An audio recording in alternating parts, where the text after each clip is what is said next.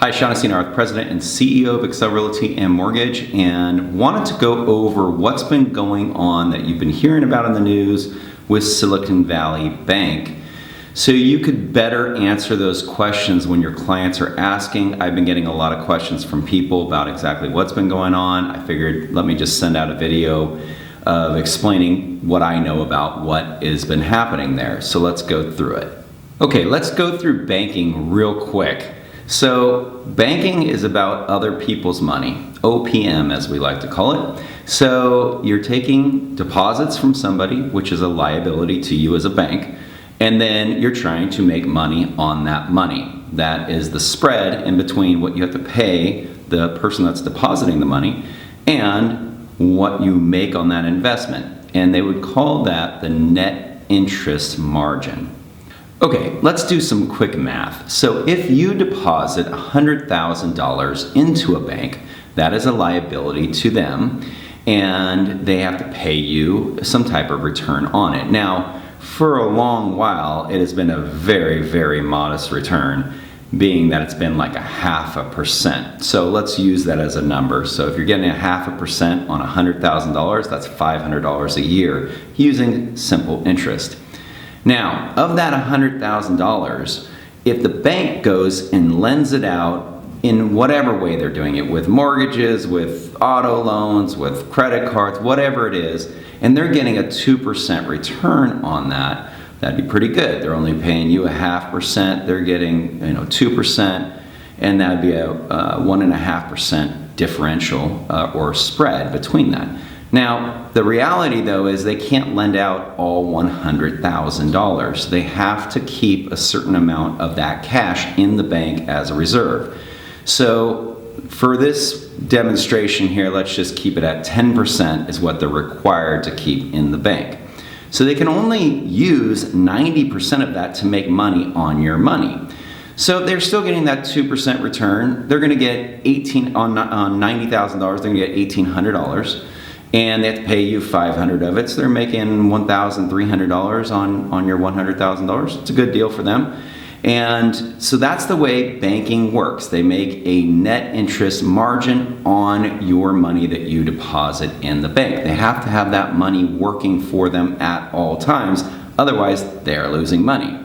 So in 2020 and 2021, the Fed has been doing some things that have really hurt the market. Now before, in early 2020 and 2021, obviously the beginning of COVID and everything, they were doing what's called quantitative easing. And that just means that they are buying their own debt. And so basically they're buying billions and billions, and we're not talking about 10, we're talking 40, 50, 60, $100 billion a month of their own debt.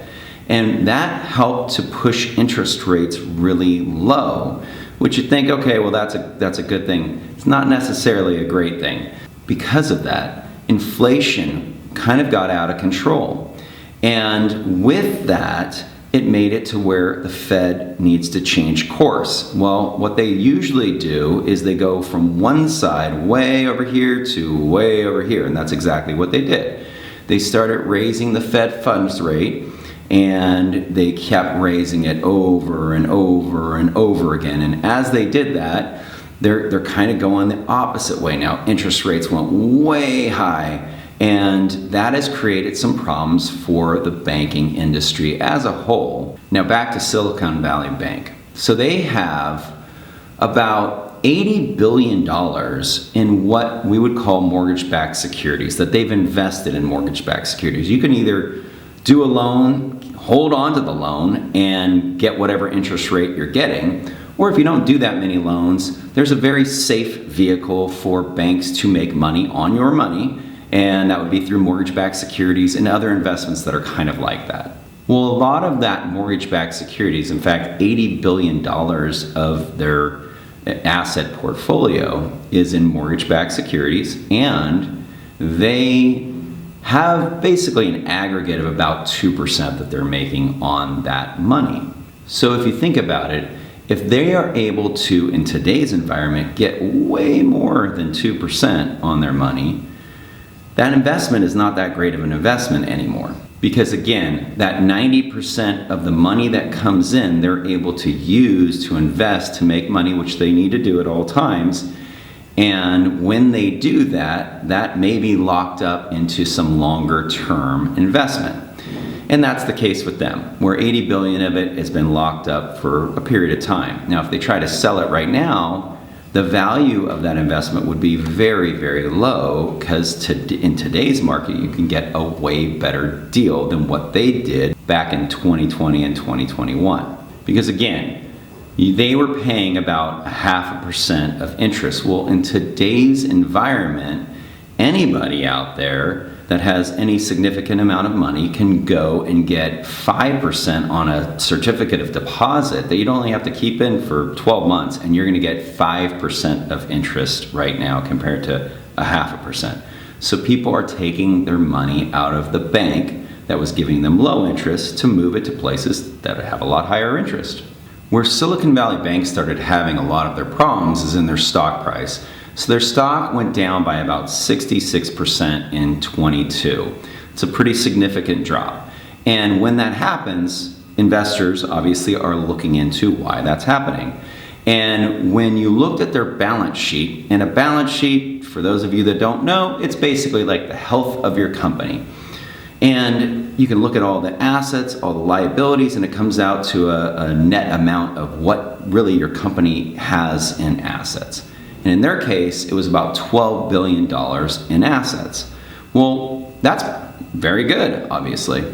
But when you looked at what they have under management, and if you really were to have to sell it today, what would it be worth? On that $80 billion, it'd be worth about $65 billion. So they would have less by $15 billion. So if you do that quick math, 12 billion, they got $15 billion loss if they had to sell today. Then they'd have a $3 billion loss and they'd be insolvent. The company would go out of business at that point. So anytime with publicly traded companies, when a company is doing poorly, someone's making money on the other side of things. And so what happens is short sellers come in and they see that there is a potential problem for this stock that's even worse than what's already happened. And so they start taking short positions on the stock. And so when that happens, money managers and other people that are in the know on things, they start telling their big clients, hey, you should pull your money out of that bank because they may be having some problems. And that trickles down to even the little guy out there that, pulls out a couple $100,000 or whatever. Well, when that happens, it's called a run on the bank. And again, the bank only has about 10% of their assets as cash. So most of it is lent to other people or in different investments and all that, of course. So once that starts happening and people want to get their money out too quickly and too many people all at once, it's a run on the bank. And for fun, go watch It's a Wonderful Life. I'm sure we've all seen it, but that's exactly what they're showing in It's a Wonderful Life in one part of it, where there's all these people that are trying to get their money out, but they can't get their money because they lent it to Fred over here, if you remember. So anyways, so that's what has occurred at this point. And it is something that, there's FDIC insurance on accounts, but that's only up to $250,000 per account. So that's not a lot for some people that are putting in large amounts of money into these banks. So again, let's go back to our $100,000 investment into this bank. So if you were to have that $100,000 investment and you were getting a 0.5% return, which is what the normal was for a long time in 2020, 2021. So if that was the case, and let's just say for this example, you had to hold that asset for 10 years. It was required. It was something that you got into a certificate of deposit that was a 10-year certificate of deposit or something like that. Well, in today's environment, if you could get 5% return compared to a 0.5%, well, a 0.5% again is $500 a year, or over that 10-year period of time, it'd be worth $5,000, right? But if you had a 5% return on that same amount of money, that'd be $5,000 a year, or over that 10-year period of time, $50,000. So there's a difference of $45,000 that you would make for this same exact amount of money, just if different rates of return. And again, using simple interest on this. So that's a huge difference. So if you had to sell, what would you sell that for? Would you sell it for, if it was $100,000 and you said, hey, I'll sell it to somebody else and they have to be involved in this investment for 10 years. Would you sell it to them for $100,000? No, you wouldn't sell it anywhere close to that. It'd probably be $80,000, $75,000, something like that you'd sell it for and say, hey, I'll buy your $100,000, but I'm going to only pay you $75,000, and then you're going to get your small return, but that may make more sense for you for some reason. So that's kind of what's happened at Silicon Valley Bank. They had to take some of their assets, and it was $21 billion that they had to take and sell because they needed capital because everybody wants their money out of the bank. They can't get a loan because everybody can see what's going on. They can't sell their stock because if they did, the stock is just cratering at this point. And so when that happens, what do? Well, the government has stepped in, and Ronald Reagan, he made this very famous, the 9 most terrifying words you'll ever hear. I'm from the government and I'm here to help. But in this case, the government is really the one that made this situation kind of happen. But they did step in, and now what they're doing is they are allowing companies like this or banks like this to sell off assets at the value that they are, not at what they are worth today, because if you sold it on the open market, it'd be worth very little compared to what the government is willing to give them.